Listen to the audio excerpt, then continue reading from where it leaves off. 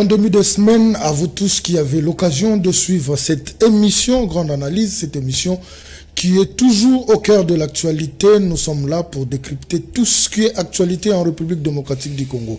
Vous êtes nombreux de nous suivre de partout à travers la République démocratique du Congo. Vous êtes dans le Congo central, vous êtes dans le Haut-Ouélé, vous êtes à Mbujimaï, vous êtes à Kananga, vous êtes à Kenge, vous êtes à Kindu.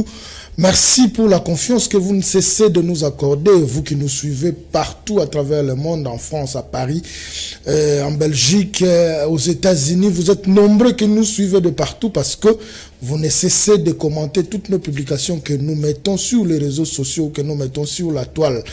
À ce jour, plusieurs actualités à débattre, mais les élections de 2023 restent l'actualité majeure jusqu'à ce que nous puissions atteindre ou franchir le cap du 20 décembre 2023. À chaque jour, de nouvelles suggestions ou de nouveaux sujets ayant trait aux élections en République démocratique du Congo. À ce jour, plusieurs personnes parlent d'un probable dialogue parce que jusque-là, les politiques ne se mettent pas toujours d'accord. Les opposants pensent que la CENI est en train de travailler en faveur du régime actuel et du côté du régime, on pense que ce que disent les opposants est une fuite en avant. C'est pourquoi aujourd'hui nous intitulons le premier thème en route pour les élections. Un dialogue est-il probable? En dehors de tout, nous allons aussi parler de la sortie médiatique de M. Vital Kamerhe qui a essayé de dresser le bilan de Félix Tshisekedi en vantant le projet ou le programme 100 jours. Il a essayé de toucher le projet 145 territoires, il a parlé de la gratuité de l'enseignement, il a essayé de toucher Moïse Katumbi pour dire que c'est une personne qu'il connaissait personnellement. Il a évoqué plusieurs sujets dans sa sortie médiatique et ce sont tous ces sujets, toutes ces phrases ou ces paroles que nous allons essayer de décrypter sur ce plateau. Sur ce plateau, j'ai M. Eric Bila qui est cadre du parti Sénarc. Je pense que je n'ai pas déformé le nom. Je m'en vais déjà le dire bonjour. Bonjour, très cher frère. J'ai dit bonjour à tous les téléspectateurs et les amis devant leurs postes téléviseurs. Dans le cadre de cette grande émission, grande analyse, oui. J'ai salué en passant tous les membres des SNARC et les Congrès national africains pour le réveil du Congo, parti cher à M. Aimé Pascal Mongolokonda. Voilà, merci. Comment est-ce que se portent les SNARC? Oui, les SNARC se portent très bien. Nous sommes dans les préparatifs des échéances électorales à venir. On est en train de consolider la confiance à l'endroit de nos bases. Nous sommes en train de prendre des dispositions logistiques pour qu'on ne soit pas surpris par la vitesse du temps. Et d'ailleurs, la bonne nouvelle que je dois dire aux amis téléspectateurs qui nous suivent, la présence récemment, la semaine passée, du président national Aimé Pascal Mongolokonda aux assises des BRICS en Afrique du Sud. Donc il a été invité spécialement par les organisateurs de ces forums, qui est un cadre communautaire faisant un contrepoids contre tout déséquilibre pouvant exister dans les rapports économiques entre États. C'est nouvellement très bienvenu. Donc, M. Aimé Pascal Mongolokonda était invité de l'organisation, il a assisté. Et je pense que dans les jours à venir, il sera question pour la République démocratique du Congo, par voie d'adhésion et par voie de ratification, d'adhérer à ces structures qui, en fait, est en train de promouvoir la coopération gagnant-gagnant. Vous comprenez? C'est-à-dire, c'est vraiment une existence, un cadre communautaire international très utile pour les pays en voie de développement, les pays désireux d'atteindre le cap du développement. Donc, c'était une très bonne nouvelle pour nous que nous soyons invités, nous SNARC, parce qu'il est l'incarnation des SNARC. Okay, donc, nous SNARC, on était au BRICS qui est en train de promouvoir un monde multipolaire. Voilà. Voilà. Déjà, les élections, on en parle parce que le premier thème, c'est en route pour les élections. Un dialogue est-il probable? Mais avant tout, vous allez concourir, comme tout parti politique, aux échéances de 2023. Combien de candidats avez-vous alignés pour la députation nationale? Je vais vous parler en termes de C électoral, en termes de regroupement. En termes de regroupement, vous avez... Parce qu'apparemment, à ce jour, c'est une polémique. Pardon. Certains se disent meilleurs partis, certains se disent meilleurs regroupements. À ce jour, c'est une polémique. Là, on ne sait pas encore se taper la poitrine pour dire qu'on est meilleur regroupement. Quoi que ce soit, parce que les matchs nous attendent. Bien que c'est un match en différé, parce que Fatih va gagner les élections. Mais sinon, en termes de seuil exigé par la CENI, nous sommes dans un regroupement politique sérieux et l'action des alliés pour l'essor du Congo. Nous sommes membres, un regroupement d'au moins environ 19 partis politiques. Okay. Nous avons atteint les seuils exigés par la CENI, donc nous sommes dans les bons. Voilà. Plusieurs personnes pensent que avant qu'il y ait élection en République démocratique du Congo, il faudra probablement qu'on discute. Mais qui doivent discuter, ce sont toutes les parties prenantes. Le pouvoir, avec l'union sacrée, tous ces regroupements qui accompagnent les chefs. Il faudra aussi prendre en compte l'opposition qui a ses revendications, mais aussi la société civile, entre autres, prendre je dirais, comment dirais-je, les églises, donc... confessions religieuses. Les confessions religieuses, merci.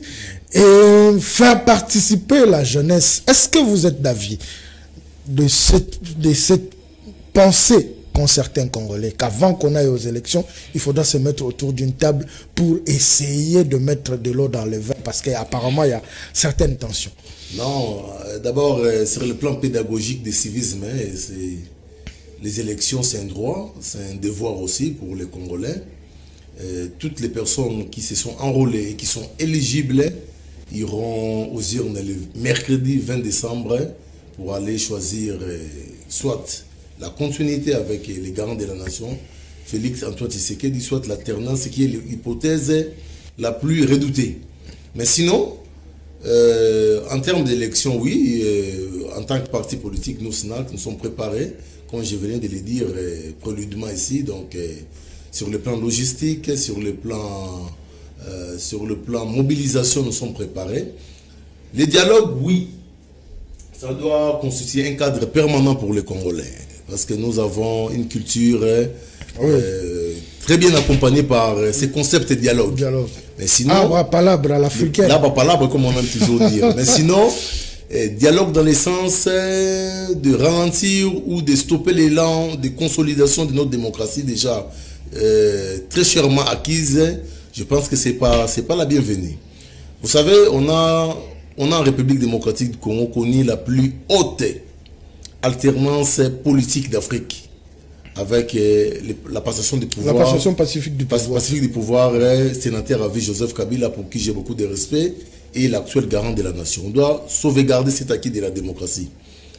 Cette alternance est un exemple mondial d'avancée démocratique qu'a connu la République démocratique du Congo. Ça ne doit plus souffrir. Donc nous devons rester dans cet élan. Nous devons rester dans cet élan, dans le sens de donner la force aux racines de notre démocratie, qu'à la place qu'on puisse aller vers des dialogues tendant à promouvoir des postes à l'endroit des personnes qui en veulent.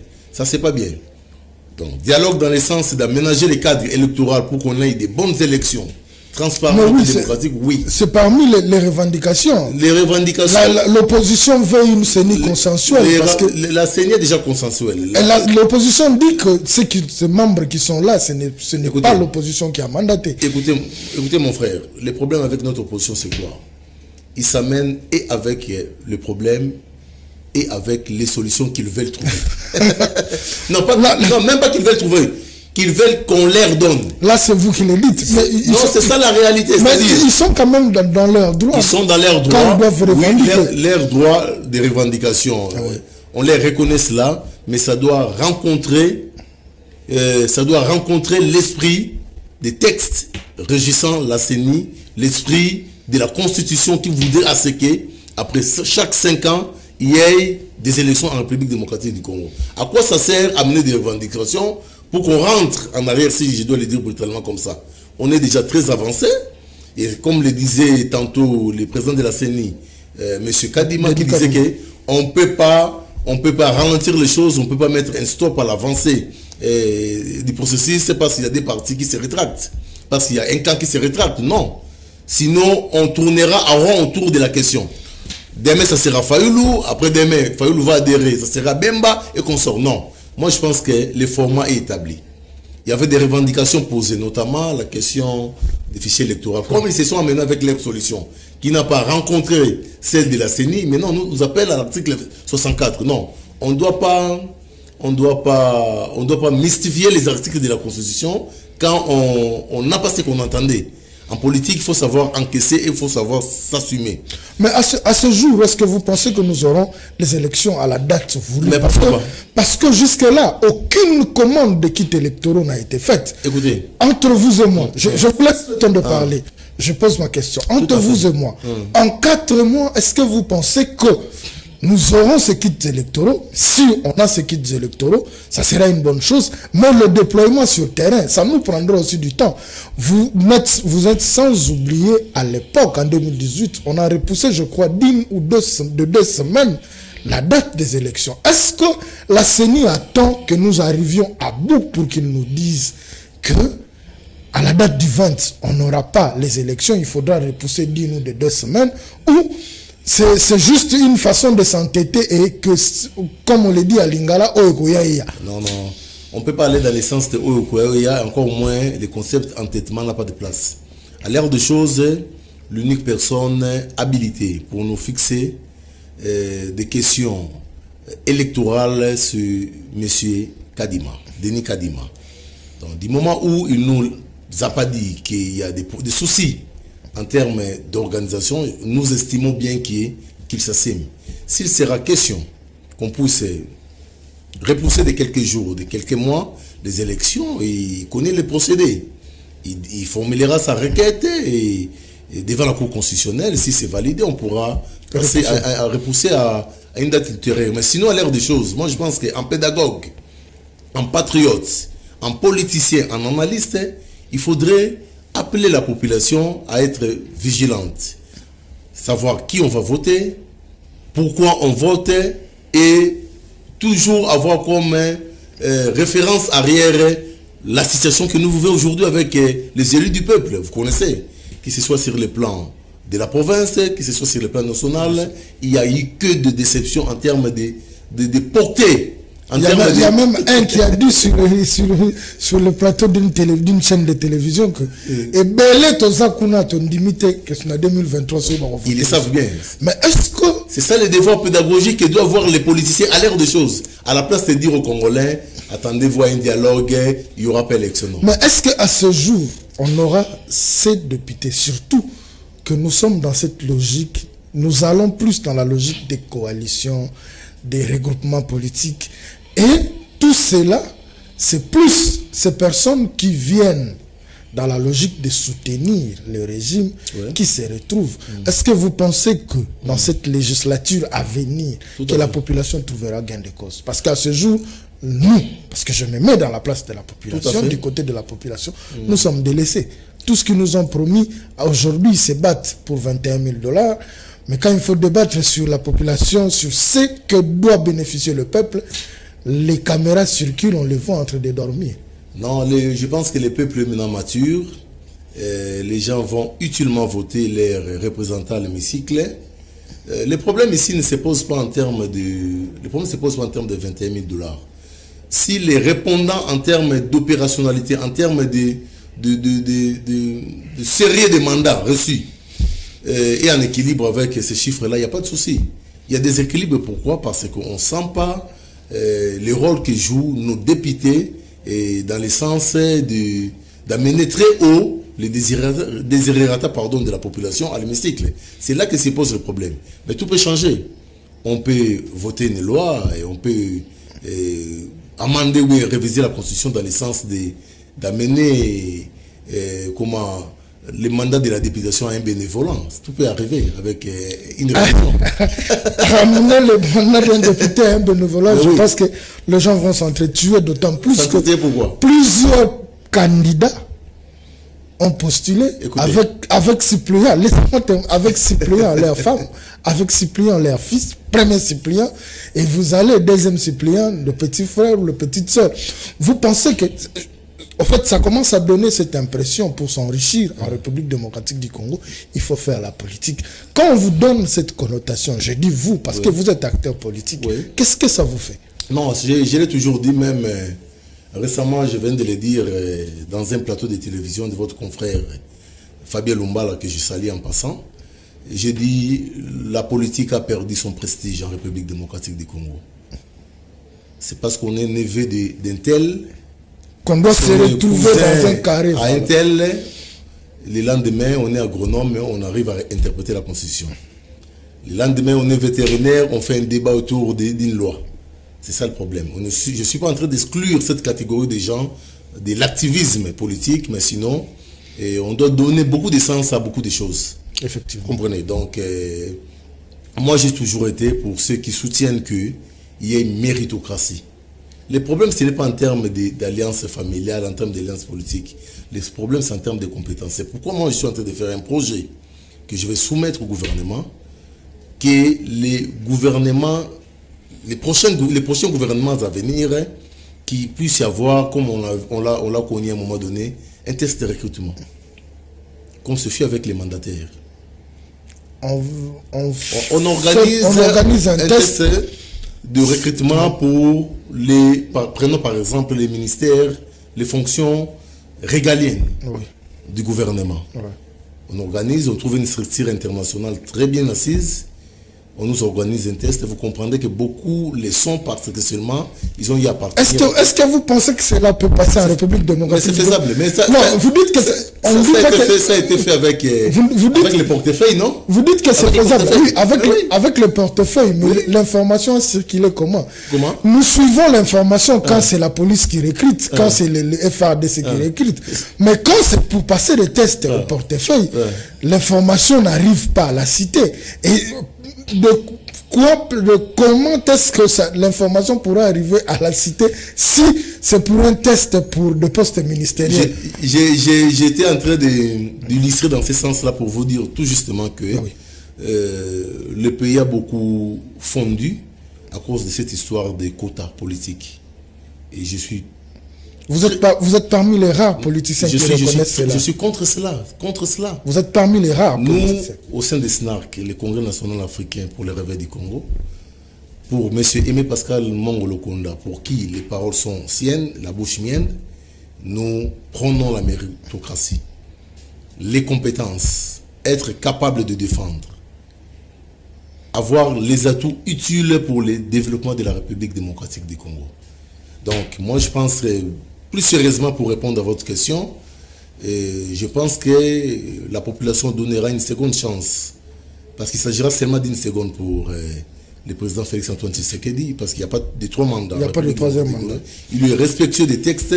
Avec la seconde chance, on pourra aménager ce cadre pour qu'il n'y ait plus des arrivées en politique, comme c'est le cas aujourd'hui. Voilà. Nous allons dans un processus électoral avec une partie de la République où les Congolais ne vont pas participer aux élections. Jusque-là, en tout cas. Jusque-là. Alors, plusieurs zones occupées, ça commence à faire très, très, très mal. Est-ce que ces Congolais-là doivent rester dans cette position aussi longtemps que le président de la République a promis de restaurer la paix? Il est même allé plus loin pour dire que si l'Est de la République démocratique du Congo ne recouvre pas la paix, il jugerait son mandat de chèque. Nous sommes à 4 mois des élections. Certains sont en train de parler d'une haute trahison si nous n'avons pas cette partie de l'Est. Parce que ce n'est pas seulement à l'Est. Non loin ici, au Maïndombe, il y a aussi des Congolais qui ne se sont pas fait enrôler, qui seront exclus de ce processus. Parce qu'à 4 mois, je ne vois pas un miracle. En tant que proche du régime, qu'est-ce que vous pouvez dire à ces Congolais qui vous suivent, qui sont dans cette partie où il n'y a pas eu d'identification et enrôlement des électeurs, et puis à ces Congolais qui pensent que ça serait une haute trahison de la part du gouvernement ou du président de la République. Non, il n'y a pas de haute trahison. Le président Félix Antoine Tshisekedi a fait montre de toute sa volonté politique et continue à démontrer aux Congolais qu'il est plus que jamais très concerné en Congolais pour la question de l'Est et pour la question de la sécurité au travers de la République démocratique du Congo. Donc moi, je peux vous rassurer que pour cette question de l'Est, on doit tous nous ranger derrière les chefs de l'État, le commandant suprême et les soldats numéro 1 de la République, derrière le FARDC. Je l'ai dit toujours, à cette question de l'Est, pour cette question de sécurité évidemment, plus particulièrement de l'Est, le feu doit guérir les faits. Ça, je le répète encore, c'est-à-dire que le feu doit guérir le fait. La solution, à l'ère des choses, ne reste plus que militaire. On doit donner les moyens à nos FARDC, donner les moyens à nos services de sécurité et renforcer nos effectifs militaires pour qu'une solution probante arrive face à cette question. Le comble, c'est que nous tendons vers une jurisprudence pas intéressante, dans le sens que certains Congolais ne pourront pas voter, pour des raisons que vous connaissez, que nous connaissons tous. Mais sinon, ce n'est pas un motif pour qu'on n'organise pas des élections en République démocratique du Congo. Mais sinon, ça doit rester une situation permanente dans les têtes des Congolais. Parce que le problème, c'est quoi? Je vais vous le dire, mon frère, en direct, et je le dis à l'endroit des téléspectateurs. Ça fauche au niveau de l'Est parce que les Congolais et Congolaises vivent avec un mental désintéressé de la situation en termes de guerre. La guerre, c'est pas nécessairement les moyens logistiques. La guerre, c'est un état d'esprit. Qu'est-ce qu'il faut faire à l'heure actuelle? Je suis en train d'arriver. Ah ouais. Nous n'avons pas... Je suis en train de me mettre dans la peau. Ça dit tous les Congolais. Voilà. On n'a pas un état d'esprit préparé à une guerre que nous subissons. Mais on l'a connu avec Kabila le père à l'époque. On voyait des Congolais sans armes ravir des armes entre les mains des Rwandais qui sont venus agresser les Congolais. Oui. Pourquoi? Parce qu'il y avait une mobilisation populaire. Les gens étaient conscients que la patrie est en danger. On ne les sent pas. On ne les sent pas. Mais à ce jour, avec... Il y a un déficit communicationnel. On n'a pas une communication de guerre. On a une communication ordinaire. Voyez, faites la ronde des chaînes de télévision. Allez dans les écoles. Mais à qui revient cette responsabilité? Aux personnes qui devaient le faire, notamment les ministres de l'information, que je cite nommément. Patrick Mouya, c'est bien bon de nous faire des briefings des questions essentielles de la République, mais c'est plus essentiel encore les questions de la sécurité. Mobilisez les gens, instruisez aux écoles, dites aux enfants, dites à tous les Congolais que nous sommes en état de guerre, que vous prenez votre coca, que vous prenez votre bière, dites-vous en tête que nous sommes en état de guerre. Une partie de la République est en danger. Parce qu'il y a ce jour... Sacré, par exemple, je l'ai proposé une fois à la télé sans prendre la parole. J'ai dit, prenons une journée sacrée, une journée sacrée où tous les Congolais pensent à nos amis de l'Est. Mettons par exemple les vendredis, dans les bistrots, dans les écoles, partout où se rassemblent les gens, on ne peut pas avoir de musique, ce qu'on appelle généralement chez nous, musique mondaine. C'est-à-dire, le patriotisme, on l'excite, en fait. Vous comprenez? Ça doit jusqu'à l'impulsion de l'autorité publique. On l'excite. Et une fois, on a spirituellement une même concentration en termes d'énergie. Avec nos confessions religieuses divisées, vous pensez justement, que spirituellement... je vais suggérer auprès de vous, on va faire une émission dans laquelle je suis en train d'écrire dessus. Okay. Que l'État congolais doit infiltrer les églises. C'est-à-dire il doit y avoir une certaine coordination publique de tout ce qu'on a comme confession religieuse. C'est-à-dire, l'État doit commencer à avoir un mot dedans. Mais imaginez, mon frère, vous avez des cultes qui vous disent 5 heures du temps, le pasteur fait tout ce qu'il peut faire là, mais sans glisser même un seul mot de patriotisme à l'endroit de ses fidèles. Genre, il faut respecter les biens publics. Vous l'avez déjà entendu dans nos églises, on vient toujours, on dit Pesa Mabonza, il y aura des Pesa Melayo. Si l'État s'impose dans ces églises pour dire que chaque à chaque tenue de culte, il faut 15 minutes d'enseignement de civisme patriotique à l'endroit des fidèles. Vous savez, ces gens sont écoutés, hein? Ces gens sont écoutés. Ça doit être le cas pour nos musiciens qui drainent des foules au stade des martyrs. Vous drainez plus de 80 000 personnes sans donner même un seul message patriotique. Ça, c'est limite à des dédicaces de gens. Mais l'État doit s'impliquer. Vous imaginez quelqu'un qui arrive à mobiliser 80 000 personnes autour de lui. Qu'est-ce qu'il a comme pouvoir d'injonction, pouvoir de mobilisation à l'endroit des personnes qui viennent le suivre? Là, je salue Ferrego, là, sans pour autant être son fanatique. Lors de la prestation de clôture de la francophonie, il a commencé par une chanson qu'il a dédiée aux Congolais de l'Est. C'était quand même très fort. Et Maître Gims l'a aussi dit. C'était quand même très fort. Donc il est temps que tous les Congolais emboîtent le pas. Mais à ce jour... Je vais renchérir avec Oisé, quoi qu'il a aussi fait. Qu'il a aussi fait, voilà, lors de son concert. Mais à ce jour, nous avançons vers les élections. Nous avons vu l'UNC tenir son congrès, qui a déclaré son candidat, Monsieur le Président de la République. Il y a l'UDPS qui l'a fait ce week-end. Il y a le CEDER de Monsieur le ministre Jean-Lucien Boussa, qui venait de se marier récemment, qui a pour son candidat en décembre 2023, Monsieur le Président de la République. Très surpris, nous voyons M. Alain Atundu qui soutient aussi la candidature de Félix Tshisekedi. C'est vrai qu'à ce jour, tout le monde est libre de choisir son candidat, surtout qu'il y a un adage qui dit on choisit toujours l'équipe qui gagne. Tout à fait. À ce jour, tout le monde pense que c'est le président de la République qui gagne. Le Sénat est du côté du président de la République. Vous l'accompagnez. Tout à fait. Je pose une question qui m'est venue ce matin quand je préparais l'émission. On va aux élections, ce qui est arrivé au Gabon arrive. Bien que ça n'est pas encore publié par la Cour constitutionnelle.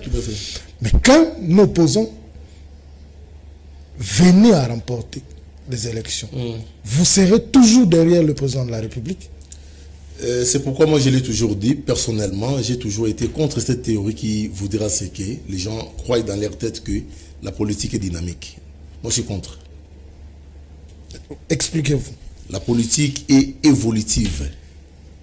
Et il y a une nette différence entre le dynamisme au sens congolais des choses et l'évolution au sens congolais des choses. Alors, plus sérieusement pour répondre à votre question, ici, il n'est pas question de l'individu Félix Antoine Tshisekedi. Ici, il est question d'un état d'esprit, d'une idéologie politique qui nous a légué les Sphinx, le père. Tshisekedi, danger. Tshisekedi, Wamulumba, les Sphinx. L'incarnation, comment, la personne qu'on devrait vénérer dans le sens de vanter notre démocratie. Alors, s'il arrivait que, en tout cas, c'est la pire de rêve, hein? Le pire, pardon, si je dois le dire, donc c'est-à-dire ce qui est impossible au sens réel des choses.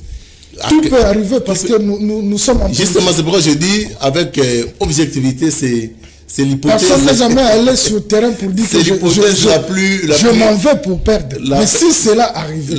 L'hypothèse la plus faible, hein, parce que Fachi n'a pas jusque-là des challengers au niveau de l'opposition. Mais sinon, s'il arrivait, par absurde, qu'un opposant gagne les élections, mais la Constitution sera respectée. Nous resterons dans la ligne idéologique de notre leader, Félix Antoine Tshisekedi Tshilombo. On va pas changer de camp parce qu'on a perdu. La lutte va continuer.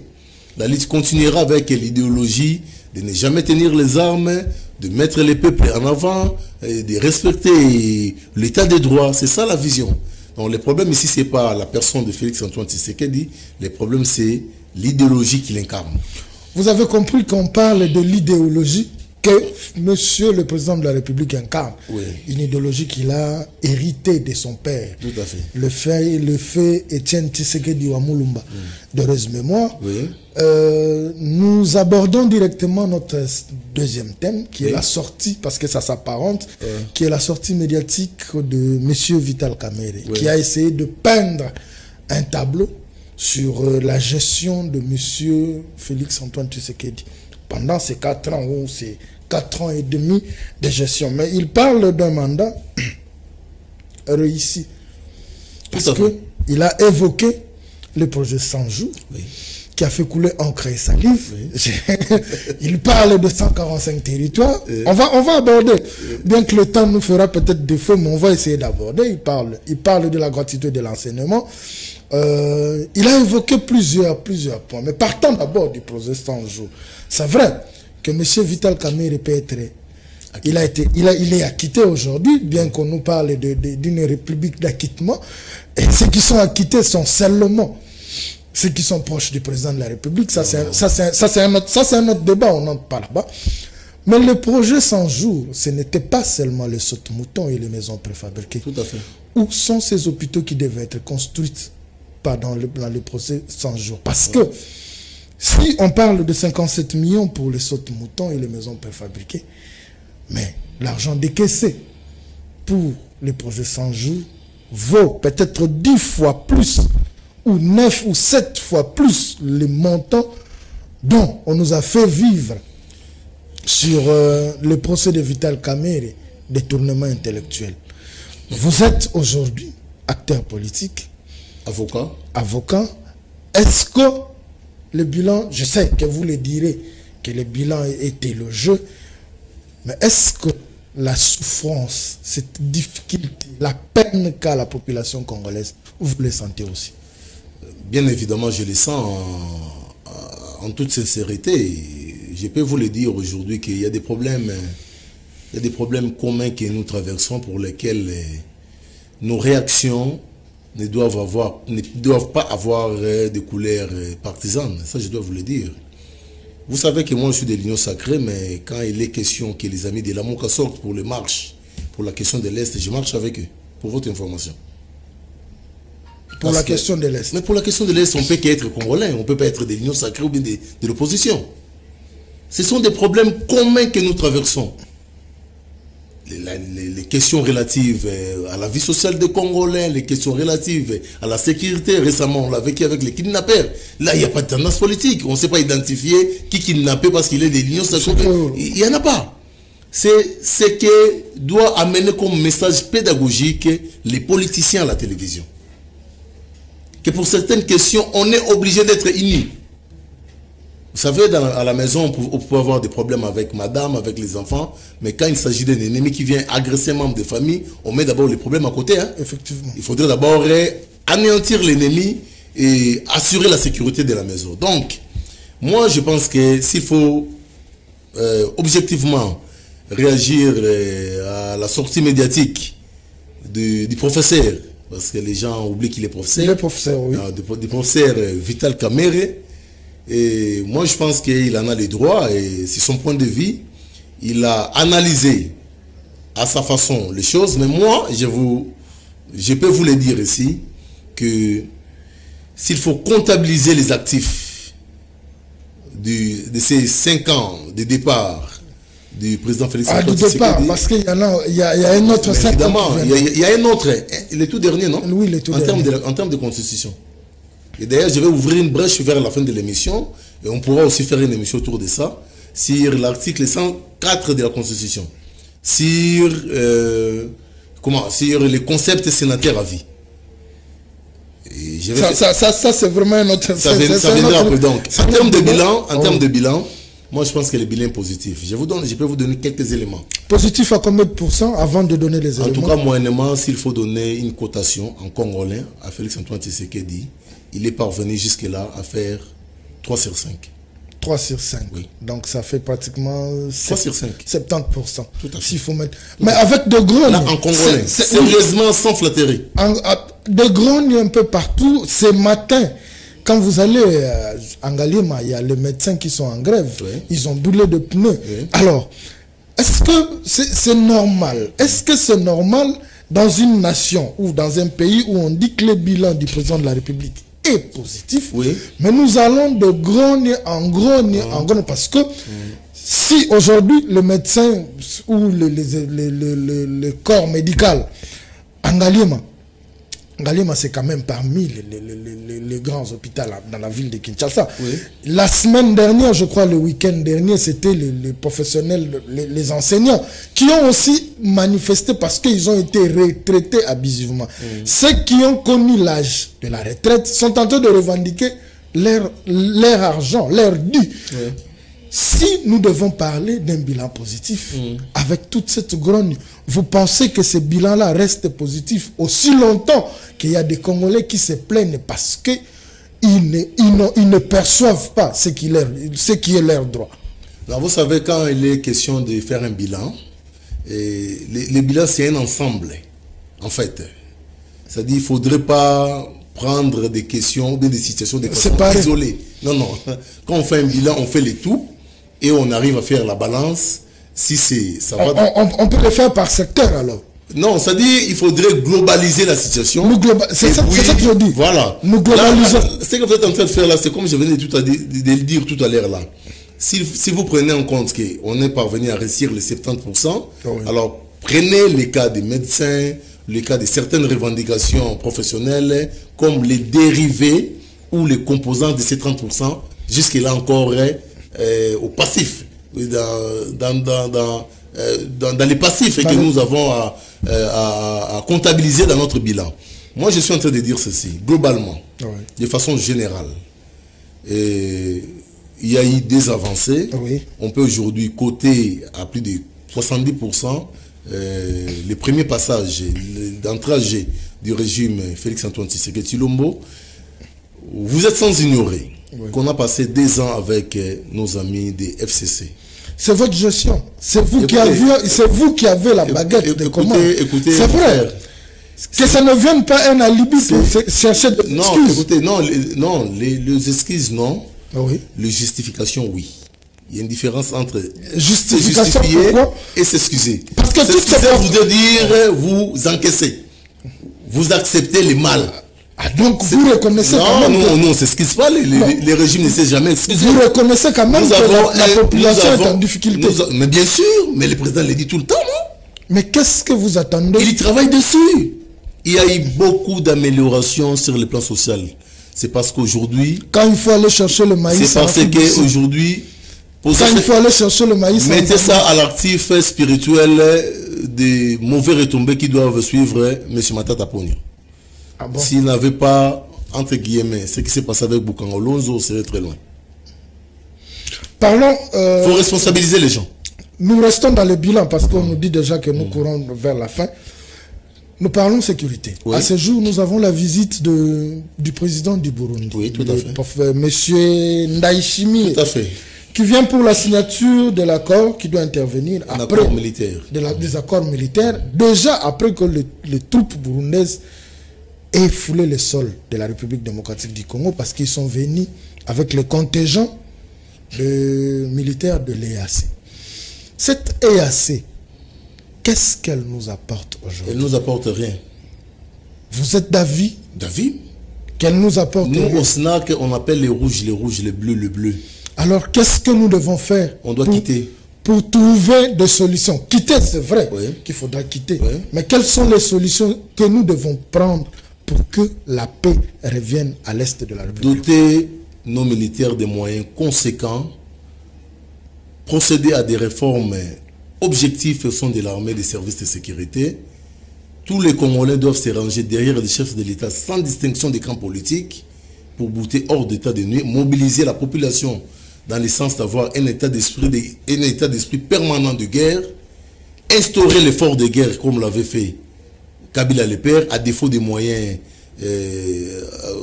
ordinaires que nous avons.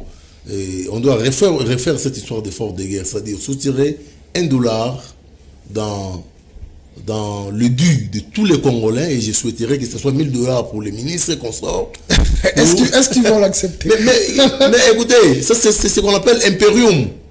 L'État va s'imposer. À l'époque, Kabila n'avait pas demandé les avis des gens.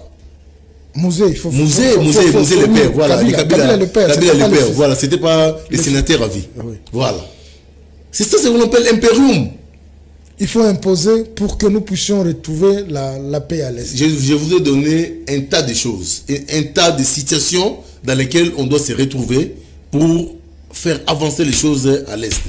Quand vous m'avez posé la question de l'IAC, je n'ai pas mâché les mots, j'ai dit ça ne sert à rien. C'est un problème qu'on s'est ajouté pour rien. Sans vergogne, je l'ai dit.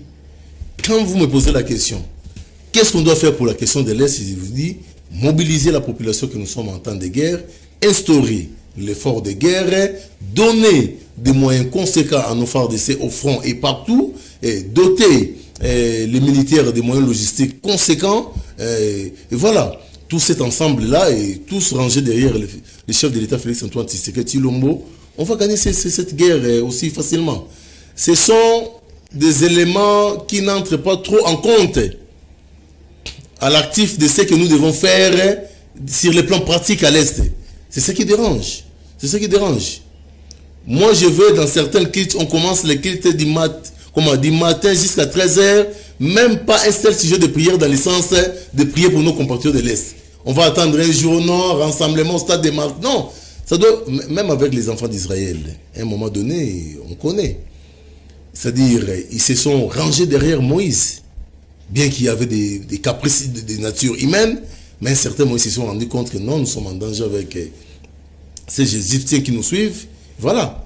Ça doit être le cas pour la République démocratique du Congo. Si à l'époque de Kabila, on arrivait à faire des imprécations, à un moment donné, l'Église catholique avait instruit. Oui. J'ai dit Ngonga. Mais pourquoi ne pas le faire avec Kagame? Vous savez, le physique n'est que les conséquences du spirituel. Hein?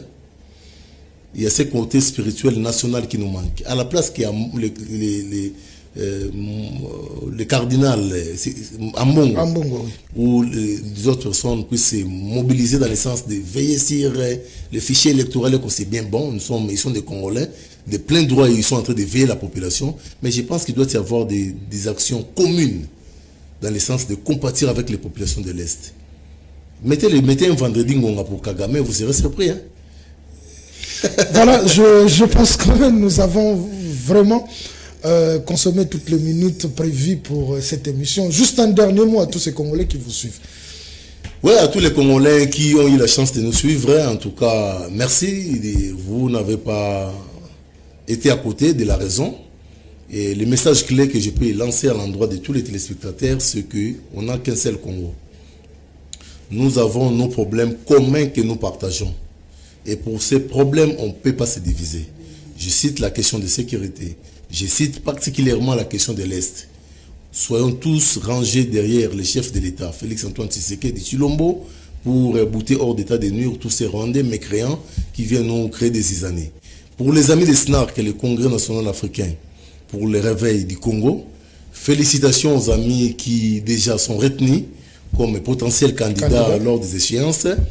Et je leur souhaite bonne chance. Et à l'endroit de tous les membres, sympathisants, membres d'honneur de SNARC, je pense qu'on doit aussi, autant je l'ai demandé pour la population congolaise, pour Fachi, autant je vous le demande pour notre leader national, Aimé Pascal Mangolokonda. Voilà, merci beaucoup. Je pense que c'est par ce mot de notre invité, M. Eric Bila, que nous mettons un point final à cette émission. Mais je m'en vais demander cette invitation à la télé parce que nous avons une émission qui s'intitule Face à la rédaction. Ah oui. J'ai écrit personnellement au président que nous puissions les recevoir. Soyez notre porte-parole et si nous les recevons, ça sera un plaisir pour nous parce que je lui ai déjà écrit. Ah bon? Voilà, merci beaucoup. Je le ferai. Ok, merci beaucoup. Vous étiez nombreux à nous suivre partout à travers la République démocratique du Congo, partout à travers le monde. Je m'en veux féliciter un jeune homme qui a décroché son diplôme. Il s'agit de Petit Baron, le fils à maman Julie Makabou. Félicitations à toi et à tous ceux qui ont obtenu leur diplôme. C'est pas facile, c'est vrai. Ceux qui n'ont pas aussi obtenu, ce n'est pas la fin du monde. Reprenez et un jour la chance va vous sourire. Merci à toute l'équipe technique qui nous a accompagnés tout au long de cette émission. Vous qui nous avez pris au cours de cette émission, allez nous suivre sur YouTube, Fondation Maloa Télévision. Et vous qui ne vous êtes pas encore abonnés, continuez à vous abonner. On se retrouve demain à la même heure avec le même plaisir et avec d'autres invités. Bye bye. Merci, bye.